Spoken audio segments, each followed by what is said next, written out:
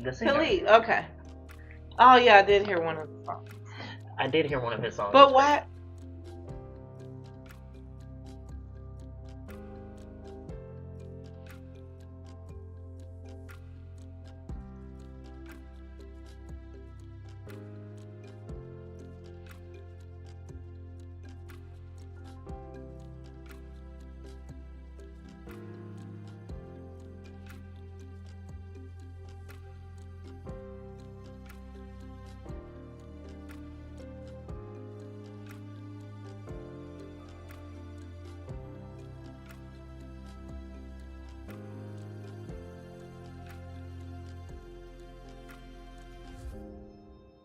Stay live streams. Oh, we're getting to that. Okay.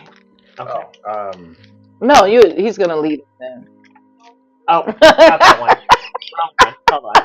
Is it? We have a little fun. We get serious, Just fun. but we have a little fun. Okay. Shut the little door a little bit. On Facebook Live, they couldn't hear the sound effect. It was applause. It was applause, and then it was wah wah wah, That and was it. then applause. So today, we are having our District 3 podcast. It's been a minute. It's been a while, and those of you who reached out on the radio stations and said the radio station called us because these podcasts replay on WLLV and WLOU, and they got calls from listeners that said you already played that one. That was the one from the week before. So We're taking a little break to build up our content. Yes. So we have content on deck Yes. that we can play. That's timeless. So think timeless. Timeless. So today we are joined by Maxwell Mitchell. I just wrote a brief little sentence on the office's behalf. Councilwoman Parrish-Wright always likes to emphasize that being involved civically is much more than just running for and holding public office. And That's there's so a lot true. of ways to be in community. And so I said Maxwell Mitchell is a journalist, storyteller, artist, designer, and much more, but I wanted him to be able to define himself. And so just first, tell us about how did Stay Live Streams come to be, and how you define yourself other than me saying a journalist, storyteller, etc. I like this. Who is Max? Who is Max? I don't know. No, I'm kidding. It was a day like any other. The wind was crisp. It was dark outside. There was cumulus clouds in the sky. I love cumulus clouds. Cumulus clouds in the night. Indicate Cumulus, rain is coming. Cirrus, Stratus. and Stratus. And cumulonimbus. And cumulonimbus. Okay. Look at us. Okay. No, so during the protest in 2020, I was live streaming every day, and kind of haven't stopped, to be honest with you. But What made you do that? Because I know you're defined by that. I'm defined by 2020, even though I was doing a lot of work before then. But I know for you, and with all the work that's grown from there, from the 502 live streamers and to Stay Live Streams, what made you just start recording? So, before the protests, and I've been involved in so many protests before that: sit-ins, die-ins, stand-ins, back-ins, walk-ins. But I was also, and still am, heavy in music and poetry, right? And so I was hosting events. And every event, I was always live streaming, and it just showed me that although people aren't physically there, there are people who want to be there, and at least they can have an eye and ear in what's going on, right? And so it was almost muscle memory all the time for me to pull out the phone and show what's going on. Oh, here's what's going on. Let's community see what's going on. And so that was just another clip of that. I had like my that. eyes, but there was another set of eyes. To show them how it looked. I want to say for our connection, because people don't know, some people think we just met in 2020. We met. I'm not projecting loud enough. It just gives that go. Oh, okay. Mhm. We met years before then, a few years before then. We were actually. I was at that time. That point in time, I was hanging out with Chanel Ham, getting to know her. I had moved back to Louisville, gotten involved in a lot of work, and really made a connection and started showing up to meetings and things with her. And that's where I seen you. I met you when I was hanging with Chanel Ham, believe it or not. And then would see you out and dancing and on top, so that always happened. On top of things, salsa. You speak some Spanish, right? And Right. and Backdoor. We had a couple nights where we all hung out at Backdoor. I really like that. Good chicken wings and drinks. Don't Um, get me started. right. And so that's how we initially met. And then I got involved in doing some bell reform work in about 2018. And I started to see you a little bit there. But then I really started seeing you more at Injustice Square. In 2020, the consistency of it all and live streaming, as you were talking about, and see, as you said, seeing you more consistently there, and I gotta turn the lens back to you. The consistent efforts, the different hats, all of them in the realm of selfless service. Thank you. It's beautiful. Thank Beautiful. you. And I did want to stress that less because you see it in the consistent efforts, and I appreciate and applaud you. I appreciate that. I got a lot of headache. People give me a hard time from my role during that movement, but people say, "How did you do that? How did you deal with all the different people?" But the consistency is key. If you post like we post on social media who we are, what we're doing, where we're going, and then we show up and we be who we are, where we're going, what we're doing. And I think that consistency was something that people were missing, especially in a time of uprisings and COVID and not having our needs met and us sitting around and trying to figure things out. So it was time, it was place, it was the ability to show up and having a job that I still earned my paycheck while I was there. And I know that everyone didn't have that luxury. So I told my team, my team then was the Bail Project team, you know what, we're still going to bail people out no matter what. So it's important. So some of them, I told them to stay home and work from home because everybody had work from home stuff going on. And then some of them came out there in the streets with me, and we just showed up because we saw the need was there. And so everybody we've met since then, if they were consistent, if they showed they cared, they wanted to do something, we've still stayed connected to them. And you have too. I've seen you in your work and how you elevate a lot of the things that are happening. I hope people see that. I hope that when it's all said and done, people see that these were just regular humans who gave a damn and who did something with the time that they had and the resources that they had. Resources and skills learned. The resources that they had, the selfless act in their heart, and they just wanted to do something and knew that there's something they could do and chose to do it, and you said on a consistent basis. That's right. And that takes me back to the question, who is Maxwell Mitchell, as you asked, and what is Stay Live Streams, right? And it's something that was a phrase that I kept coming to at the end of my live streams. I always wanted to say words of encouragement. It was always, I'm going to end this live, but so please stay strong, stay aware out there. But if you do nothing else, stay live. It's a phrase that slowly built. I kept saying, and it's ironic because I'm saying stay live, that I'm turning off the live. So ironically, I'm not staying live. but you're encouraging other people. Staying alive. Yes, exactly. Staying alive, indeed. And I think I want to expound on that phrase, stay alive, because really what I'm thinking, what I'm feeling when I'm saying that phrase is I'm just trying to encourage everyone and myself, because I have to encourage myself. This is not easy work on a consistent basis. It's just not. And there's some very hard days, very hard times.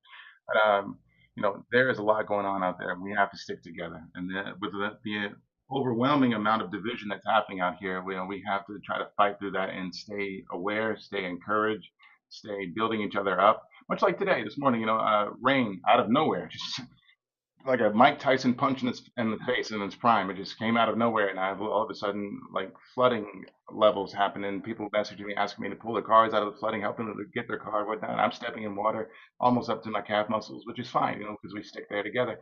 But yeah, I'm really referring to that. Stay live, sure, but stay aware, stay educating, stay learning.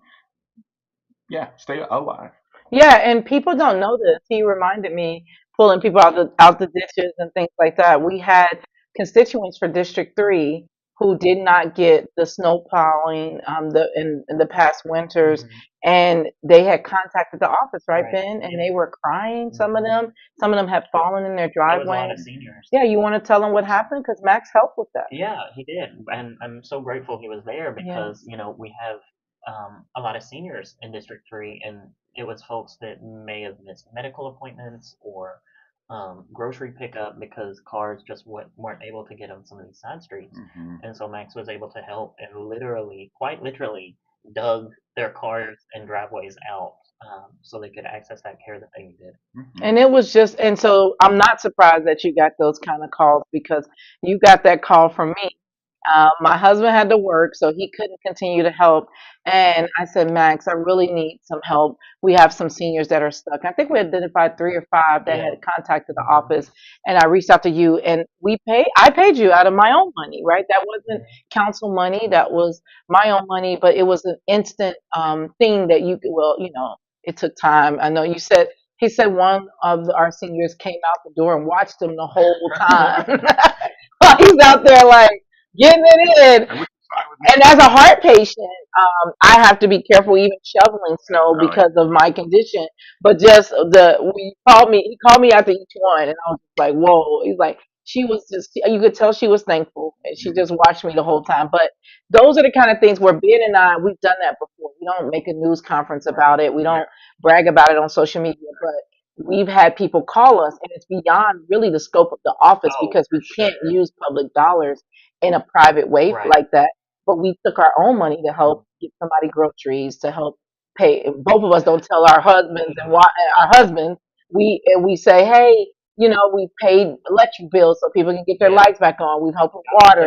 We help with food. And you can't. It's like a case by case situation because we're taking our own money to do that because we can't use city dollars. Now, when we've invested those dollars, we've been able to put them in Shively Ministry. Is it Shively Area Ministry, South Louisville Community Ministries. We've been able to do it that way, right? But then there's already a wait list. So for direct service, the quickest thing I could do was call my friend Max. Not about like videography, not about live streaming, not about dancing and jumping on buildings, but this was about, hey, can you go and help our neighbors in District 3? And I just want to thank you for that. I never wrote you a thank you note. I know we talk all the time, but I really appreciate you doing it. And like I said, those are the things that don't make the news, right? Those are just things you would do for your neighbor, which is why we do the Good Neighbor Awards. We want to recognize people who show up and do that kind of work just because. I'll tell you too, much like today, and on those days, shoveling snow, shoveling cars out of driveways and whatnot. And shout out to Miss Rhonda. Yes. You're doing it. I love that, Miss Rhonda. Love you. You're the best. If I got some background music in my ears, you gone. Shoveling in my hand, I can go all day. Yes. And like you said earlier, it is strenuous on the chest, and I do feel that. But that background music, it's your thing. It's my thing. So is that part of Stay Live? Doing things like that? No. Well, not part of like the Stay Live streams, but like your overall mantra. Like yes. Good indeed. point. Staying there for each other, staying active and staying consistent. I really do enjoy the shoveling cars and shoveling a walk. Something about the meticulous line down the sidewalk and getting the perfect levels down. It's just something beautiful. Wait, you share a January birthday with us, don't you? Yes, we're all Capricorns at this table. Okay, I knew when December 30th. But yeah. He's a December Capricorn. We're not gonna hold it against him. Right. I'm January the 3rd, a few days later, and you're January 18th. Why do I have to be separated in December? Because we say that we end the year and we start the year, right? Yes. Because my mom's a December Capricorn. Oh yes, that's true. And so is our dear friend who moved to Thailand. She's coming back. Oh, she is? Yes, Kendall Epley is coming back for a little bit, and she wants to help on campaign stuff. But yeah, we love our Capricorn. Your meticulous lines. I was like, no, and I was like, oh, that's right. We are meticulous, yeah. So here's my thing about what you did with helping people in the way you did today and the way you did for District 3 is starting something and completing it. I found out, and then I'm sorry, I'm enjoying coming through everything, but I found out that I love projects and campaigns. I got a job to do. I go in there, I work with a team. I do love events. It drives very crazy, but I like the start of something and the end, and because we don't have a lot of that in our social justice work. These battles are ongoing, and then I know we're going to get to it later, but even police accountability, ending violence, those things take years, and so it's harder to see the wins and that you are achieving your goals sometimes because it takes so long. But when you have a project or a campaign or a quick job to do, that to me is refreshing. I told them when I'm done trying to save the world, I'm just gonna pick stuff up and drop it off. Like I just wanted to pick something up and drop it off. You need this box? Here's your box. I'll see you next time. And I have no work like that. I haven't had work like that in decades. So I just think that that meant something to me. Meticulous lines, of course, because this one is all about those lines. But me, it's about like starting something, being able to finish it, and then, like I said, them tears from our District 3 neighbors drying up, knowing that they were heard. They got a call. We answered in a timely manner. We had a great response. And we can't do that so much. And that's the most disheartening thing about this role is that we get called for a lot of things that we can't do. I got at least 8 calls on the way here, not even related to my council role, local role, or even running for mayor. People wanting me to fix and solve their issues. And I love, a part of me love it. I'm a glutton for it. Oh yeah, you invite it. I do invite it. I do invite it. So anyway, exactly. So I just seen you move about like that in community, showing up, helping, being there. And I think that we don't get to talk about that enough. But it wasn't just you. It was a lot of amazing black men, white men, faith leaders, community people who had never protested, who had never came out before, who had never live streamed before. You showed a whole, and like your work made the New York Times, right? Yeah. Talk about that. Tell us more. Well, one day at the square, I was a reporter, which I assume Ann was aware that there are reporters from different publications, different, organizations and companies. And one from the New York Times walked up to me and then said they wanted to do a story, and I said, "Oh, that's cool. And tell me more about it, and what kind of story you're trying to do and whatnot." And then she ended up saying she wanted to do a story about the first, I think it was first 45 days and whatnot. And so she just wanted to ask me a few questions, and then from those answers from the questions, she would take it and form the story however she needed, and she did. And when I sat there and read it and saw the website too of the story, it was beautiful. I felt I felt honored. I felt it was as if the story was written in such a way where she was writing about everything that had happened through my lens in the first 45 days, and I was very honored that I was in such a place and that those live streams could be helpful because it's interesting online the website it shows the first 2 seconds or 3 seconds of the first 45 live streams that I've had, and then of course paragraphs and actual literal jargon. And you're right. They had it in like little boxes. So you were already like into like live streaming well before 2020. So 2020 happens, and you're out, and so is that when you decide like, oh, this is like a calling? No, not necessarily. I don't think it happened like that. And honestly, to be straightforward with you, I still don't think of it as like so much of as a calling. It's just a continuous line of service. I'd say ever since for years, I think somewhere around 2010, 2009, 2011, I remember saying to myself, I'm gonna study, I'm gonna train, I'm going to be of service, I'm gonna apply, I'm gonna repeat, and so then balancing out a percentage of that applying into the world and whatnot, and then it's just whatever skills or resources I have or have obtained or learned how to do, there's an active service tied to that. And so, and I know, it's not so much a calling, but I think the calling aspect is the staying live aspect, being there for each other. We're a team. We're here together. We have to do something, and one form of that being exemplified is that stay live, that those live streams, shoveling snow, getting cars out, mediating disputes. I don't know. And so many stories I could sit here and say, to be honest with you. Some have happened recently, some have happened far in history. Pick one and tell us. Oh, wait, here we go. On the spot. Here we go. I love it. You got any background music? No, I'm kidding. It was a cool, dark night. I was gonna say best I can do is. Oh, okay. I just thought of one. Boom. So I remember in high school, there was this day, I forget what it was. I just did not want to be referred to or called the N word anymore from my friends. We were just saying it socially, like, "What's up?" And so at that age, and maybe even still now, you tell someone you don't want to do something to happen, it's the first thing that's going to happen. Yeah. And so that and trying to that led to referrals here and there, and but getting written up, and then You getting written up? yes, for defending it, because not a lot of teachers, not a lot of guidance counselors were going to ask what's going on and trying to figure Get to out the the whole bottom of story. it. Just that U3 caused a discrepancy in the class. You stop children from being able to learn because of this and that and that and this. So referral, boom, there it is. And so another reason on top of that, there was a student who I become friends with, and apparently there was a situation at home where she wasn't being fed a lot, and she felt safe enough to tell me about it, and then I promised her as much as I can I would either get to school early enough to give me my breakfast or half of it or all of my lunch or half my lunch if I felt that I didn't need to eat everything, and so I did that. But that also came with referrals because sometimes I would have to leave class. Teacher walks up to me. She says, "Maxwell, why are you getting in trouble so much? You seem like a good student. You seem like a nice kid. I don't understand all these referrals." And I told her the stories I just told you in just a longer fashion. So she patted me on the arm and said she wasn't going to write me up anymore.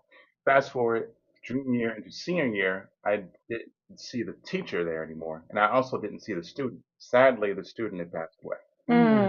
And I don't know what happened to the teacher. But fast forward I graduated in 2006. And I think around 2010, I was in McDonald's and Second and Broadway. Someone walked up to me, tapped my left shoulder. It was a teacher. And she said, "I've been waiting to run into you for so long. You stay right there. I'm going to go get my husband." She goes get the husband. I don't know what's going on in my head. Am I about to get a referral? But they walk back up, and his husband's just staring at me. And he's looking at me in a sense, that's him. And we all sit at the same table, and they told me the most heartwarming story that just brought me to tears. Yeah. They told me that the reason I didn't see her in senior year is because she stopped teaching because of what I had told her. Oh, wow. She and her husband started a farming project called the Maxwell Project. And they started that project to teach kids how to grow their own food. Wow. And because of what was happening to that student, and they were helping so many kids learn how to grow their own food on these farms. And I don't know if it's still going on to this very day. And if you Google search Maxwell Project News Tribune, you'll see it come up. But it was. And they named it after you? They did. They Wow. did. Wow. I teared up. I'm tearing up now just thinking about it because it was one of those moments in my life where like I think you said it earlier, Councilwoman Parrish-Wright. You don't need the news stories. It's not about this and that and that. You just keep going, and you have this effect on people. You have this effect. You're dropping these little human gems that encourage people to heighten or exemplify something that's in their heart too. Yeah. That they have something that they want to do too, and they latch on to it. Yeah. Right. And something that you might be doing is lighting that match, lighting that fire within them to keep going. So, that was a sign for myself that no matter what, I have to keep training, studying, and doing what's in my heart, because if I'm going to have an effect on people in this world, I want it to be something like that. Well Something like that. said. It was beautiful. That was a great response. Yeah. Wow. Now I don't have. Now I'm like, how do you segue from that? What other questions you have? Because we talked before, and so not to keep going back to 2020, but what out of Stay Live and what you've done there, you've also paid really close attention to the consent decree and the quote unquote community commitment process, whatever that may or may not mean. And so I know you wanted an opportunity to talk a little bit more about that as well. Yeah, and with that, I in this entire process, and it just one of the biggest things I focused on and noticed is that the very low percentage of community involvement, community awareness of the entire process. Right. And I can just feel and see, almost predicting something coming 3, 4, 5 years down the road, however long this entire process happens. Much like today, there was much like yesterday, I got the report came out about statistics of crime, and offline. Many people writing, many people posting, many people sharing that they disagree with those statistics. Same here. I just did a whole TikTok video about it and about how data can be cherry picked. Racist people use Bible quotes to validate and solidify their practices and theories of change. And the same can happen with data. Like you can cherry pick what makes you look good and sound good, especially in an election year. And you can do that in a way, and people are feeling their reality is different. And then you have the news, which is a contradiction to it all, because every night it shows it doesn't give the same picture that it's gone, right? I know they hyper focus on balance because that's what people want. What I worry about is this kind of half baked reporting that really doesn't give credit to, you know, what really affected those numbers in a real way is all of the funding that people like the American Rescue Plan, John Yarmouth, and all of those people worked on, because it takes years to see that investment, right? So they see it when it comes to the Belvedere, which I think is like, I can't wait to get inside to see if it's some crazy slush fund. But the Belvedere, we don't see it changing in the way we could. But with the American Rescue Plan dollars, you saw that a lot of that money went into a lot of the work, the real work on the ground that people were doing. Police are always going to be police, and they're always going to do police things. Yeah. I don't get extra credit for showing up and doing my job. What I get extra credit for is when I do things that are above and beyond our job. Have we seen our police go above and beyond their job? Not enough. Not most of us. So we know that, yes, I want them to have the resources they need to do their job, but as a city government, the way that we've neglected and gutted social services and programs, the safety nets that hold families up, that hold families together, that gives families the stability to show up in community like you do, like I do, like Ben does. We couldn't be consistent without that stability. Right. That's why we can be the person on the other end of the phone. Yes, I'll come dig you out. Yes, I'll come and help you. Yes, I'll watch your cat so you can travel. Yes, we could do that because we've built that stability, but too many people don't have it. So when I watch the mayor and his administration cherry pick data, take credit for many programs and funding that was well before their time. He says, I spent $100 million on parks. Other mayors have, but you gut a lot of programs and services. You gutted the Louisville Urban Lease Track, which was his idea to give them $500,000, and then at the end of the day, you cut it. These are non-violent activities and programs and options for families and communities to be engaged with. So I'm not proud of what they presented. I don't think they get to stand there and smile and shake hands and say we did it. The work has continued, and you discredit a lot of the other people before them. Now, I'm not going to take anything from him that actually happened under his last 4 years because he wasn't elected before. He wasn't in community doing the work that we're doing. He was building hotels, and he had failed projects in Lexington and hotels. Those kind of people have reached out to me. So, like, he don't get credit for what happened before him. He gets credit for what he helped institute while it was his turn. I'm not jealous of it because it should be happening. He is our mayor. But I think the data that they display is not the full story. And that's why your live streaming was so popular to people, because they were getting the slanted versions of Fox News and these other places who wanted to only show a negative light. But you showed the true story. And you all, and I still credit you to this day, you made LMPD hire their own live streamer. They tried to film me when they falsely arrested me. The first time I saw one of those officers out there when they came out in response to us protesting with a gimbal or stabilizer in their hand, I was like, oh wow. Oh, they watch. They watch. They pay attention. The difference is they have the resources and tools to do something immediate. So they say imitation is the highest form of it flattery. is definitely. And so what I don't like is the inequity in funding and the actions. Like we saw what happened with the Highlands. I'm glad Atomic is on this world to get its license. Yeah, they. I think that this mayor is a fear response mayor. It's only focused on in the fear, because if I have a city that's only scared to move around and they're going to overfund the police every time, they're going to be okay with my decision to overfund the police every time. Even though millions of dollars come back to our budget, they're okay with that because we're in a fear state. But what they don't do enough is lift up the opportunities to engage community in a real way, to use this community commitment and this.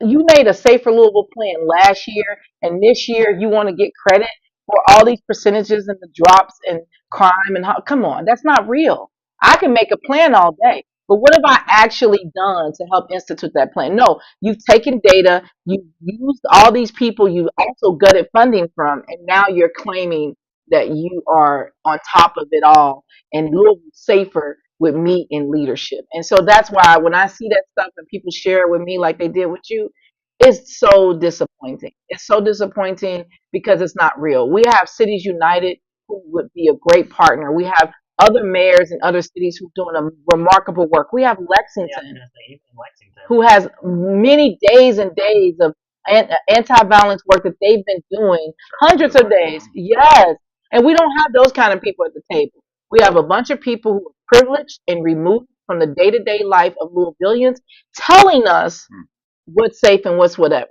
And we don't walk around with security of us. We don't have the police force at our fingertips. So I think that it's sad that this happens. But when you have such a administration filled with so much corruption, then you'll take this little light and you'll run with it. That Safe Louisville plan, you made me think of a couple of things. One of which, not the least of which, is in that Safe Louisville plan, there was, I forget the exact number right now, but there was an amount of money given to, I think, Volunteers of America focused on restorative Always justice. VOA.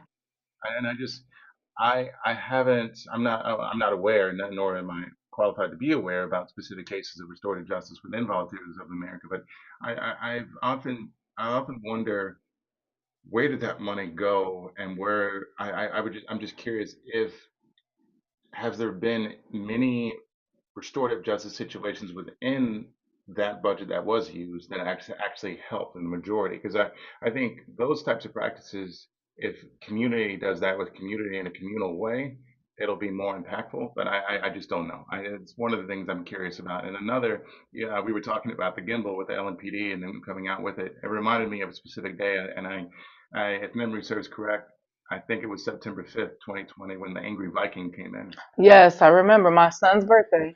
They when they marched in to, and now he's online on TikTok mainly under, I think, Texan Cowboy Texan something, and doing his thing, whatever he's doing. But in those days, he was the Angry Viking, and he marched into the square, many guys and gals with guns, and to the square with a lot of guys and gals who didn't have guns and whatnot. It was very interesting. I didn't know at the time, but I learned that LMPD was lined up along the wall of another building close by, watching what was going to happen. That was online before. It's easy for me to find. Right now I can't find it for some reason, but it's just not there. But I wonder if they were felt safe enough to see what was going to happen then. Let's give community more of that budget to see what we're capable of doing ourselves. This is about our safety, and you took a chance with that, with literal guns coming at us. Then give us a chance when we come up with our own plans, ideas, concepts, programs. Push that funding there. Push that funding to community who have these ideas, who are amped up and ready to put them to work. Not only just once, but again, the word consistent, on a consistent basis. That's where the money comes in and should go, in my opinion. I remember asking, there's a series of events, Cuts and Conversations. I asked Chief Paul Humphrey himself, I asked him, is your goal more police or less police? When I asked him that question, there was a moment of silence, and then I heard a couple of the cops go, And then, I think one of Humphrey's responses was, my job is to arrest people. I wish that, the community could take care of these things themselves. I'm not a social worker, he said in another meeting. And I think, because he's right. That's what he's A supposed to do. hammer That's what he's sees going to do. nails. A hammer sees nails. And I think wish and hope that more opportunities are pushed to. I hear that Obama coming out that we were talking about. I wish and hope that more opportunities can come to community, and I mean them funded, because we have some great ideas. We have some great ideas. Please and share great that. opportunities that need that back, because I think The hand. I think it's important that you'll see, if those opportunities are funded, we will be the better for that continued effort. And maybe they'll give us that chance. But until then, stay alive.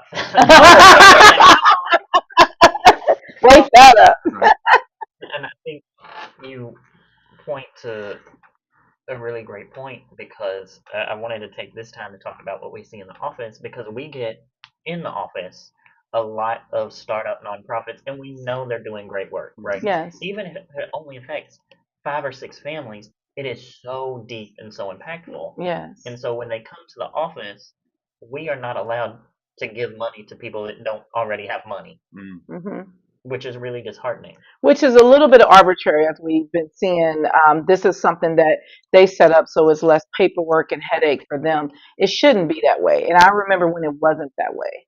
I remember applying for neighborhood discretionary funds, is what they were called back then, and we had programs. We had a youth program, and God bless her soul, Judy Green was our council person when I was there at the Kentucky Alliance, and we started an arts and activism print. Well, really, Ann Braden and Bonnie Hines Hudson started it. I came in as an intern, and then when Bonnie and Ann passed it on to me, and then I helped it grow.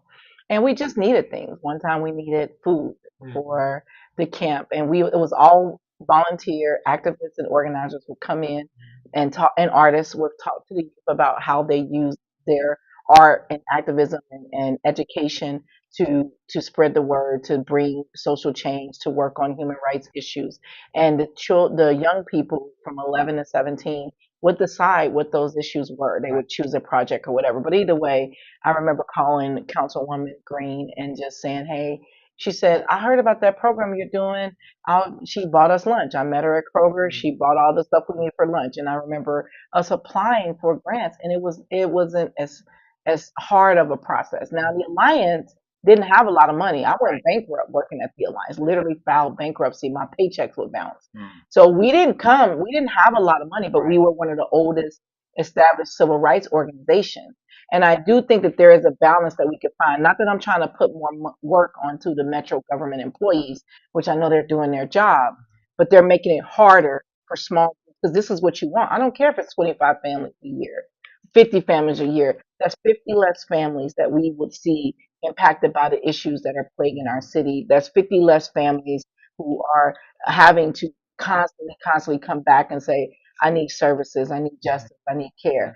And so anyway, just to think about that, and it makes people feel bad, but these are our tax dollars. So what's the difference from a small group that doesn't have any money than a new group with a great idea gets $500,000? I mean, I remember, and I'm glad that Thrive by Five is doing better now. But when they started, they requested 5 million. They had a website and didn't even have a person hired.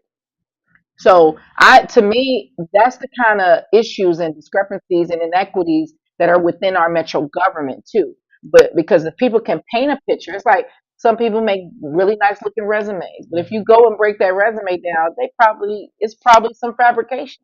They've made themselves look good. Not on my resume. You better not be, because I use it. No. But they make it look good to get past the first initial step, and then they build it in. And they treat smaller organizations like they're not worthy, because these other organizations, they might know somebody that gets them to the door. So what's the difference if these corporations and these developers are trying to get our tax dollars in forms of tax credits and grants up front, and then you got some people who are actually on the ground doing the work, but you don't want to fund them because they haven't met your And level. like some of the people we'll meet with, I know, like they don't even have to tell. Like I can tell You by see their it. passion. I can tell by the way they describe things. Like I can be like, oh yeah, you're definitely doing the work. Right. Like you're definitely doing the necessary work. And I think to your point about Stay Live, people do it anyway. Right.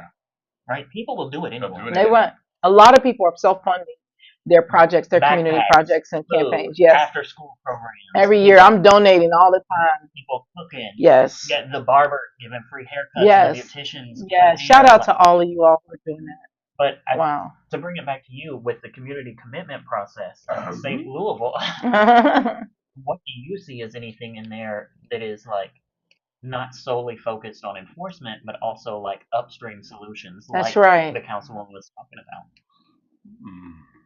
That's a good question. Give me that question one more time. So in the community commitment, in that process, what is there, like if we're talking about, curing violence, other than enforcement and policing, what is there as far as like how do we prevent violence before it happens? Well, social services.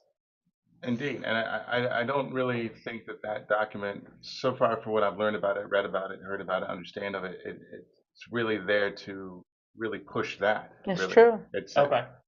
This document feels enforcement. Yeah, it's about holding LMG and LMPD accountable and making sure they're reaching certain stipulations, but without the federal oversight, of course. And so in it, it's just striking to me that there wouldn't be why would we have more police to respond to situations that we could prevent in the first?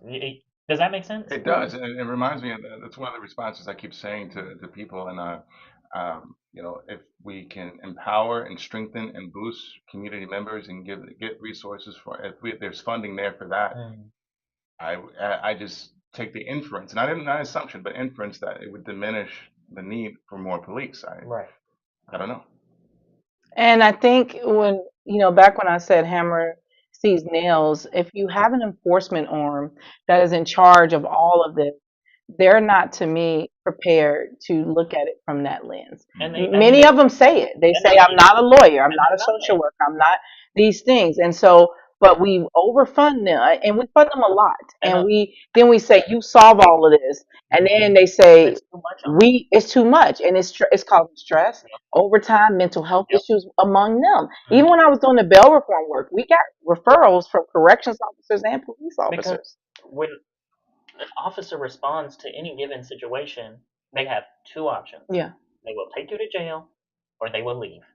I was told by Yvette Gentry, that's a great point. When we met during the protest, and she was the interim chief, we met at the Braden Center, and with me as co-chair of the Kentucky Alliance, Tyra Walker, and Dre Dawson, we met. And she said, she handed me a stack of papers, and she said, look at these. And they were about this thick, and it was all unsubstantiated calls. These are just calls, or people are saying, my cat's in a tree, blah, blah, blah, blah. And then she said, tell your people to stop calling my people, because when my people come, meaning her police officers, they're going to tell you to leave. They're going to ask you to leave, tell you to leave, and make you leave. That is their operation. And that's their job. It makes sense. Their enforcement, that is. And so I said, Chief Gentry, it's really hard because people have been, from a baby, told, call 911, call a police officer. And now text 911, which is interesting. And then so you do this, and then you think that they're coming to solve your issue. But look at Caitlin Hall. I don't think her family. I think they regrets calling 911 because they could have broke the door down, tackled her with a blanket or something, and maybe got her up out of there, because the end result was not the reason. They didn't want her to end up that way. Many calls. People didn't want their loved one not to make it. And so we should be able to survive police interactions given. Yeah. Now, if you do something and you are violent, then the police are going to respond to where they are. But I'm saying people who aren't doing things are in that way with a gun, or they're still dying in police interactions. And so that tells me we got to do something different. If you only know to shoot to kill, you don't shoot to wound, right? If your safety is threatened and then you have to respond this way, then you don't have all the skills it takes. So I agree. Officers that are under 3, I would say even 5 years, probably shouldn't be answering certain calls. When I was helping approve officers on the Shavli Civil Service Commission, they told me then that they don't see the real officer until up to 2 years.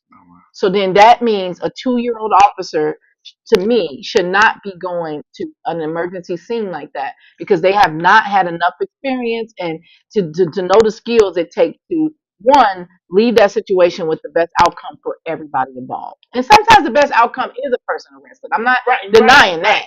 But in these other situations, we've seen where people have just been murdered and they should have been able to survive. Yeah. Especially that situation, Caitlin. Yeah. As you said, there's no way that should. And you can tell if you were willing to, and if you did watch the body camera footage, you could tell the family was just completely shocked that was the result of what happened. They did not see that coming. And I'll just say it bluntly once again, Caitlin Hall should be alive to this very day. No, I agree. In a situation like that, if I see, and I want to stress this because I do feel very confident saying these words. Deputy Chief McKinley, when she stated that Caitlin charged at the officers, was not true. I'm just going to say that very bluntly. It was not true whatsoever. And what perceivably so was a piece of porcelain from a toilet. If that's coming toward me at the pace it was, my mind does not go shoot to kill. It doesn't go to shoot at all. Let me stress that. But she should be alive, and my condolences and strength and thoughts and just so much go out to the family. Yeah, a whole new level of trauma and things that they would never probably forgive themselves for. And I was thinking about that. I've been a 2-time gun violence survivor, and I've had a gun put to my head, and so I'm not going to doubt someone's level of safety and what they need to do to survive a situation. I do know that there were situations where a gun was near and it still didn't help me. I know there were situations where I could have chosen a gun and I chose not to, right? And so I think when we say that this is the most trusted, trained police force, then we got to reevaluate what does that mean. You know, we want them trained. We want them to be able to be trusted. We want to make sure that people survive those interactions, no matter their zip code or their bank account or skin color. Right? It's even beyond race. So how do we do that? The community commitment and the Safer Louisville plan and whatever form of a consent decree process to me doesn't deal with the upstream solutions that we know that work. I would not be here if I didn't have conflict resolution skills. I would not have helped save lives and stop violence. I've been trained. There's people who have been trained to do this. There's hundreds of pastors who've been trained to do this work. And yeah, and barbers too. We're not putting people to work who are ready, who are not scared, who are not coming from some other county hearing about the West End and Jefferson County, becoming an officer here, and then pulling up and shooting everybody instead of just saying, "Hey, I know you. I understand your community. I know what makes sense to you." And so, because we don't have those relatable relationships, we have an enforcement arm that is trying to control things that they don't have the capacity to deal with, but they're funded to do. And how do we fix that? Because we're still going to do our work, Right. whether we're funded or not. We're still going to be our work. Some people joke with me and say, "Well, maybe you all should just try to get grants through the police, since it's so easy for your colleagues to give them a lot of money. Why don't we just run grant programming through them?" Are they open to that? Like, are they open to, okay, can I run will you fund my, I don't need you to come and do nothing. Don't show up in your uniform, but can you fund my anti-violent initiative? Can you be a part of this? And this is more than a coffee with a cop or a shop with a cop. This is like how funding things that really work for communities, each community. And I will say, give a nod to community policing, where I grew up and experienced, where a police officer lived on my street. And I know that's hard for some people because you're always seen as authority. Like, try being the lawyer in your family, or the organizer in your family, or the anthropologist in your family. Everybody's gonna call you, right? But the reputation is built. The community starts to evolve around. We have somebody that we can connect to and talk to right here. So those incentives for those officers, I support. But then the fact that they're not even using them, and that funding could be used to fund some of the things that come across our desk. Absolutely. I'm sorry. Max, any other thoughts on that, or the commitment, or whatever they're calling it now? I think, for whoever is listening to this, the next meeting with the independent monitor, who is referred to as ELIFA, Effective Law Enforcement for All, one of their roles, apparently, is to come in and speak with community once a quarter. This is the widest time gap that they've had so far, from the last meeting to this meeting coming up in September. But it is still once a quarter. This time in between those two meetings has left room for so much to be forgotten, so much to be fell to the side. And because, in my opinion, the last meeting wasn't very strong at all. Well attended, the information, there was an attempt to give us a history lesson on our own history. Nonetheless, it was had. And the next meeting to come up in September, which I believe is the 7th, there will be a semi-annual report that's given. On progress? On quote unquote progress. A semi-annual report. And what I keep saying, I'm just going to say it here because I keep saying it to friends, to family, to whoever asks. This process is happening. I'm sorry, I need to say this in this way. In my opinion, because I think it's very important for me to say that, because this is my opinion. This isn't founded. This isn't concrete anything. It's just my opinion that this process is happening at us and not with us. So if and when you choose to go to that meeting and you look at this semi-annual report, which might be somewhere between 80 to 100 pages, you're not being educated on the jargon in this document. You're not being educated on the, some of the words, some of the phrases in this document. So you look at this document, and I'm speaking for myself in this case. I have some of these documents. I had to take some time, some serious time to, learn some of this jargon, what these things mean, the background of it, and then come back to the document and whatnot. Many thousands of post-it notes later. I bet. Because what do you got? You got the community commitments, 214 pages. You got the monitoring protocols, which I forget how many pages. You have the implementation plan, 514 pages. You have the some of the invoices on the eLeaf's website, I forget how many pages. And you have this upcoming semi-annual report that's coming up, again, somewhere around 80 to 115 pages. There's a lot of time that's been left since the last meeting, which I believe was in April, which was in quarter 2, and now September is in quarter 3. So they're meeting those stipulations, but again, the beginning of one quarter and the end of the next. Exactly, and for me, it falls under that lines. If you don't use it, you lose it. Like an instrument, if you choose to practice a guitar or cello in the beginning in April, you put it down, you pick it back up in September, you're starting that over again. Yeah, no or doubt. learn a language. Or learn a No language. doubt. That is, yeah. And so I haven't been able to make a lot of those meetings, and I've watched some of what I could see online. And you're saying they are well attended? They are not well. They're not well attended, so that's a thing. But I do want to expound on Are that. they? Yeah. Okay. When I say well attended, I'm referencing that this community commitment is, as it's titled, Louisville's Consent Decree. And if you think about the occupation, the amount of people who are written to live in this city, and an attendance of 30 to 35, maybe 40 people in that room, and and I'm going to go even further to say a lot of those seats, and emphasis on a lot of those seats being filled with people who are in governmental roles. So those people are community members too. But yes, when I say that, what I mean is that community members, the everyday community member who this is affected by, who the reason that led to this document may have been affected by. We're not in those rooms. We're not in those rooms. So we have to show up, and it's hard sometimes because Exactly. people are working different jobs. We're in an affordability crisis. So I don't want to take away from that, but I totally agree. The meetings also need to be set at different options so that people can choose how they engage, right? They rotated them, right, to different areas of town. Were you going to say something about the options? Well, I was just thinking, even with like the Metro Council members, there's this level of like formality that can be very off-putting. Yeah. Like there's these like rules of decorum and behavior, and if this is an issue that impacts your life so deeply, I don't feel like you should be held to this standard of like, oh, I have to sit here politely and raise my hand like I'm a child. Yeah, and then that's a great point. Yesterday I was sent a survey. I didn't know if you knew about this, but I was sent a survey. I guess someone had an incident with LMPD and was sent a survey question. I want to know who's the survey going to? Can it be research? It says LMPD is following up on your recent interaction on 7/5/2026 to help us improve the service to our community. Please take this brief 2-minute survey.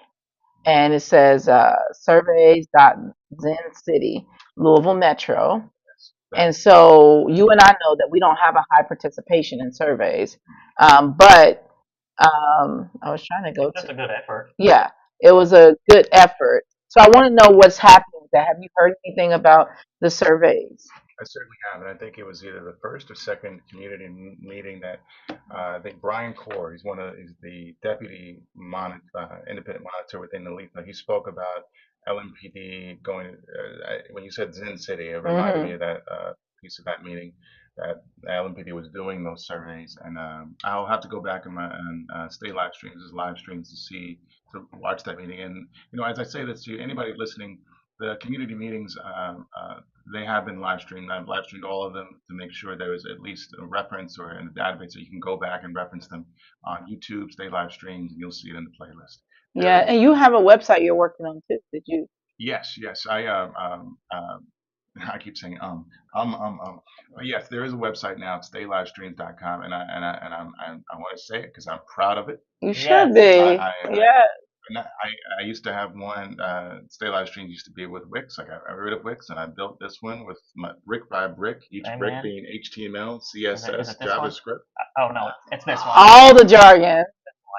I got All all the that. It jargon. was I put it together brick by brick. It works. It's there. I just recently wrote about the most recent Mexico versus England Yes, that's what football I game. wanted to get to because that was also you want to talk about Mexico versus Ecuador, Mexico versus England, and then the other topic before we I get out saw of here. Vic Menza. I just followed his Love him, Substack and some love other him. things, and I did a subscription because I really like his feedback.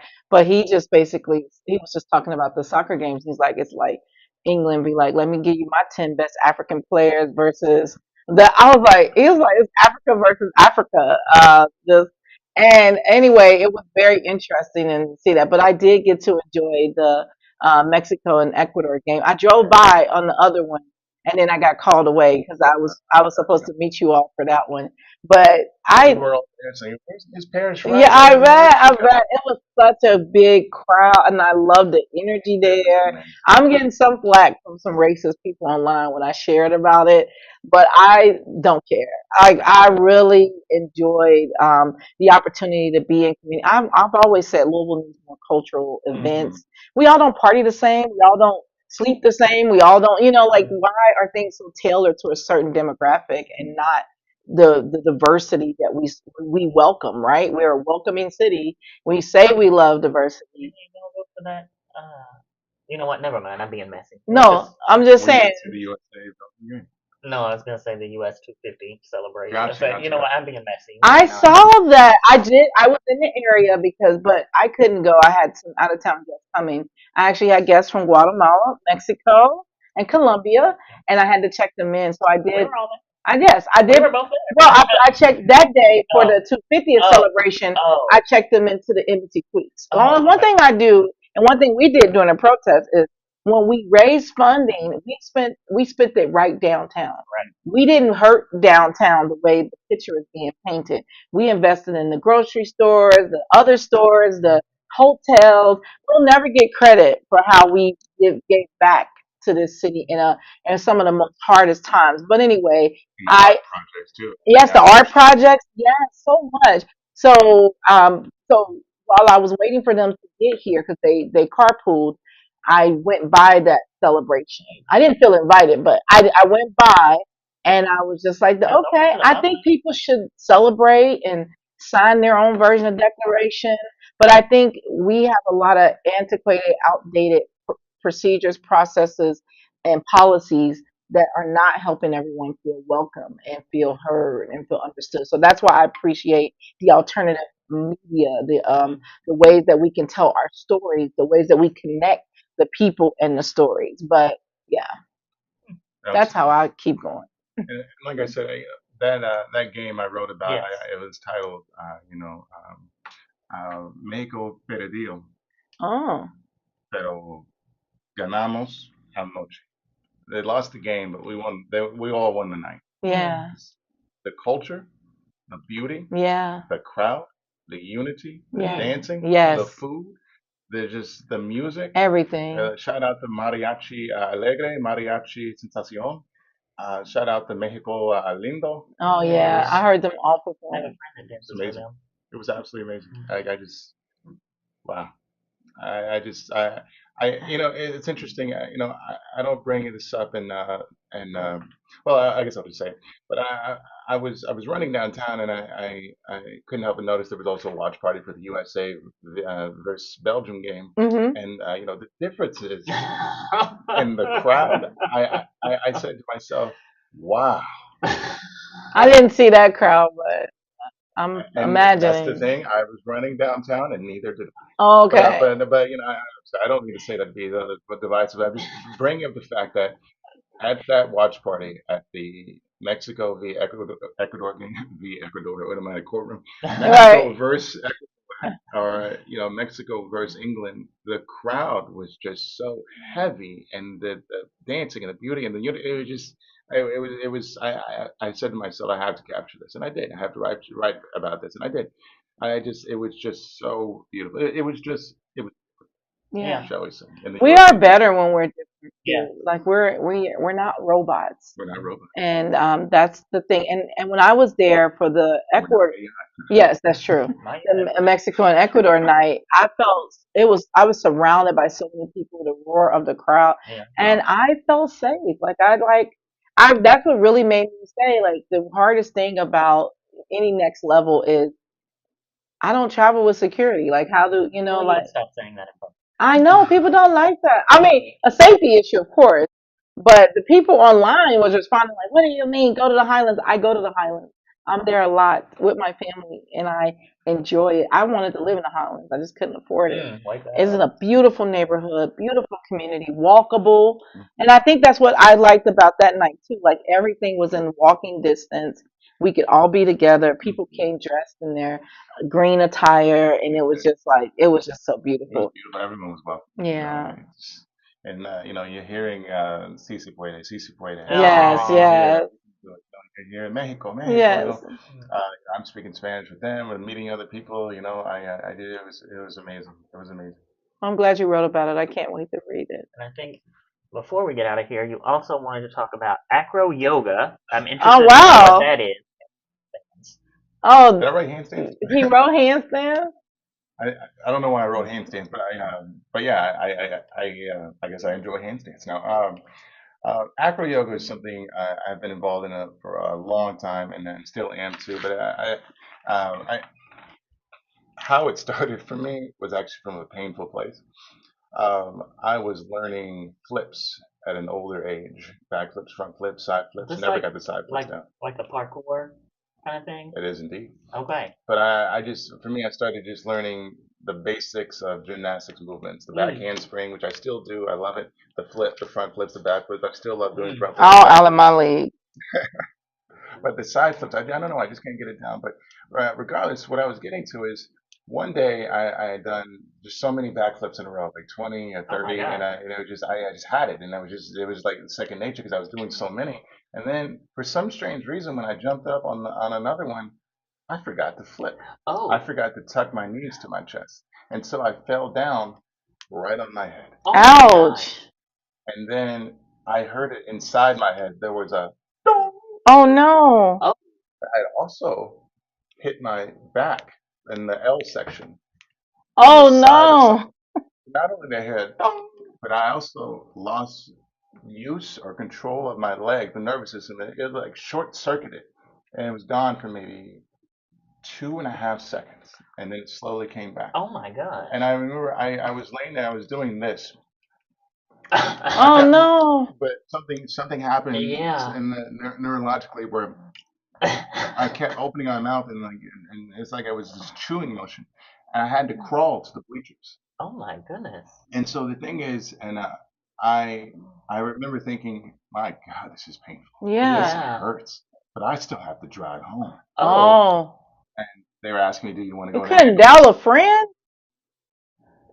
No, don't I don't know worry. why I didn't. I forget, but I ended up driving home, which is one of the most painful drives I'd ever taken. You should have had like an overnight watch of like at the hospital, in case of like I don't know, Really? paralysis or Really? I probably should have gone to the hospital. I think I've seen too many movies where the guy they're like cauterizing his wound or like bandaging himself up, and so upstairs up here in my brain, I'm like You I can gotta think you just can let heal yourself. Okay. exactly All right. right. All right. And so the 2.5 months that I spent on that couch, yeah, I was out. Yeah. There was no. I woke up the next morning. It was even more painful. Oh Ooh. It no. was. But that could be a long story in itself. But I'm gonna get to the point because I don't know how much time we have here. What helped me, I guess, self rehab was a friend brought me to an acro yoga class. Oh no, a yoga class. And then from those yoga classes came acro yoga classes. And the therapeutic aspect of the yoga and the fun, charismatic aspect of the acro, which you would do with three people usually, a base, which I usually was, a flyer, and a spotter, someone for safety. You would go through these therapeutic and fun positions, transitions, and you could do it from the most therapeutic, calm, slow, Kundalini yoga style, or you can do it in the most Cirque du Soleil flipping style too. If that's your thing and you feel safe enough to do that with you and your partners and your spotters. And anyway, it was just so beautiful, and I just never stopped. I never Wow. stopped at all. Of course, I created some sort of page for that, but it's a flipping the scene. Oh wow. Flipping the scene. And I want to expound on that too. Yes. I just like switched to my seat. I got all ready to. Yeah. No. Do it. I called it flipping the scene, SEEN, because I thought about that night. I thought about that night when I didn't go to the hospital. I thought about that night when I stared in the mirror and said to I feel like I'm starting a motivational speech right now. Yeah, I feel it building. You're right. Like, so you know what? I'm going to play some background music. Play some background. I got to get some background music. Okay. Let's see what Yeah, we got because here. you know the best I can do is still. Oh. I don't even know what this sounds like, but I'm going to play this. I thought about that night without going to the hospital. And I thought about that night when I was staring at the mirror. I thought about, this is what I'm seeing in the mirror now. I'm in pain. I'm humped over, slumped over. I'm on this couch. I either can do something about this or give in to this pain. I can submit to this pain and say, this pain got me down and I can't get back up. Or I could learn step by step what I needed to do, not locking myself to a time frame and commit to getting to a better state. And day by day, minute by minute, despite the pain, which was temporary. And that was an important note right there. It was going to be temporary. I didn't care how long it took, but I knew I was going to stay consistent to get back on my feet and build myself even stronger. And I'm happy to say, even to the point, although there have been a couple flare-ups in the L section of the back, but it hasn't happened in a long time, I've been stronger, more limber, especially in the L section of the spine. I've met some wonderful people in the community from yoga classes and acro yoga classes, and I'm thankful for that self-rehabilitation. Wow. Because I don't know what would have happened in the hospital. Sure, I probably would have gotten better too. But this way taught me a lot more about myself, helped me learn ways to heal my own body, and I met some amazing people from it. But sure, I probably would have gone to the yoga classes anyway still. But I am not regretting. I'm thankful I didn't go to the hospital that night because I feel strong and I feel happy. All right. Excellent. What a journey. Great way to wrap it up. However, I will say District 3 does not condone, support, or encourage in any way not going to the hospital. So if you are injured, please seek the proper medical care. Please seek medical care. But yes, thank you. Thank you for being here. What is it? Is it one?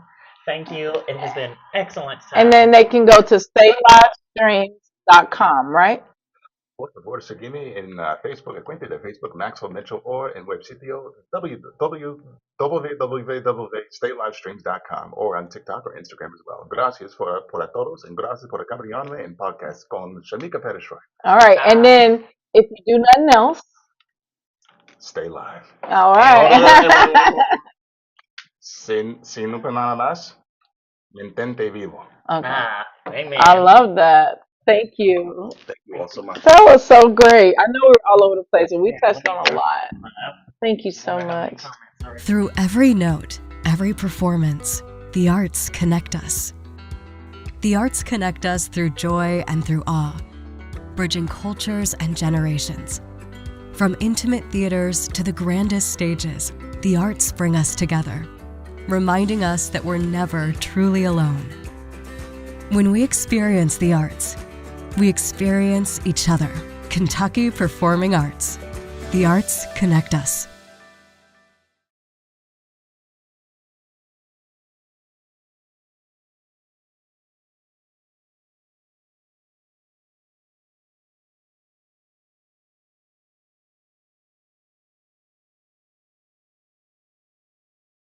If you do nothing else. If you do nothing else. If you do nothing else. If you do nothing else. If you do nothing else. If you do nothing else. If you do nothing else.